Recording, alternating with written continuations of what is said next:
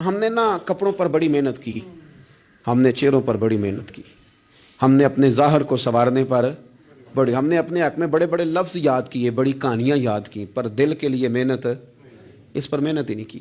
اعلیٰ حضرت فاضل بریلوی کتنے بڑے عالم ہیں، 1000 کتاب کے مصنف، اور ان کے فتاوی موجود ہیں کہ جس بندے کا تلفظ ٹھیک نہ ہو، یعنی جو ضروری قواعد ہیں وہ قرآن پاک کے جس کو نہ آتے ہوں اس کے پیچھے نماز نہیں۔ جو ہا اور ہا میں فرق نہیں کر سکتا، حمزہ اور عین میں فرق نہیں کر سکتا، وہ الفاظ کا معنی بگاڑ دے گا۔ لیکن اعلیٰ حضرت چونکہ صوفی ہیں، درویش ہیں، علم کے ساتھ تو ایک اور رنگ بھی بیان کرتے ہیں۔ وہ کہتے ہیں یہ نہ ہو کہ صرف تو حروف کے ہیر پھیر میں ہی لگا رہے، صغرے کبرے ٹھیک کرتا رہے، داربا یادرب کے چکر میں پڑا رہے، اور دل پر تو توجہ ہی نہ دے۔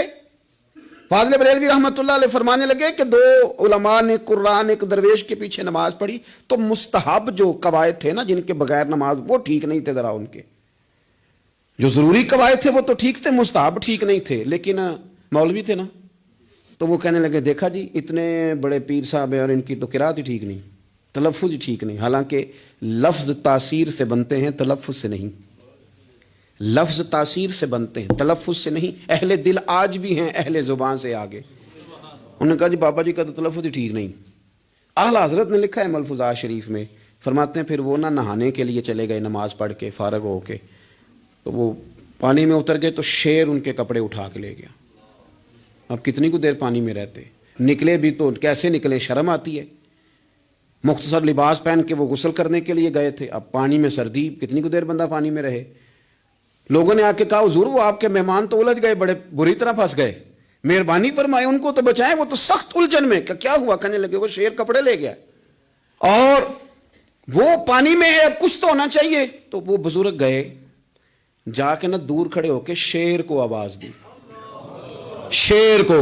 حضور کے صحابی تھے نا حضرت سفینہ، قافلے سے رستہ بھول گئے، ایک سائڈ پہ ہو گئے تو سامنے شیر آ گیا۔ میں نے کہا ہے لیکن جب آ جائے تو، جب شیر سامنے آ جائے، جب سامنے آ جائے پھر پتہ چلتا ہے کہ یہ تو واقعی آ گیا ہے، پھر انداز اور ہوتا ہے۔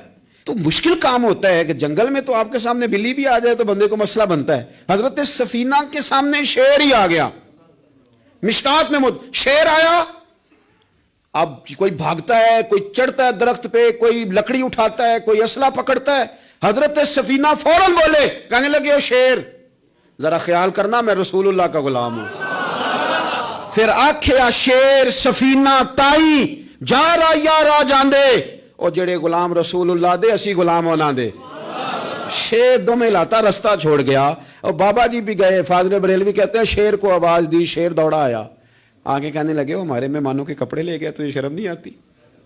تو شیر کپڑے اٹھا کے واپس لایا۔ ان علماء کو، حضرات علماء کو کپڑے پیش کیے۔